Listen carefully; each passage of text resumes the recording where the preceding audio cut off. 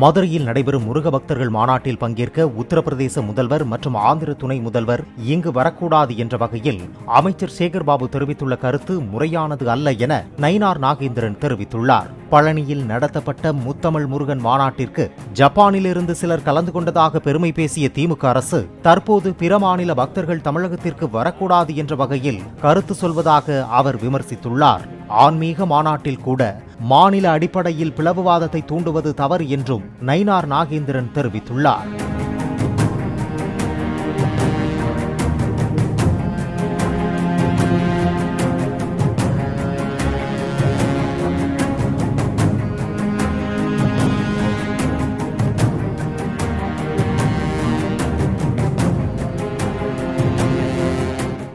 Play store மற்றும் app ஸ்டோரில் இருந்து பாலிமர் செயலியை QR கோடு மூலம் பதிவிறக்கம் செய்யுங்கள்.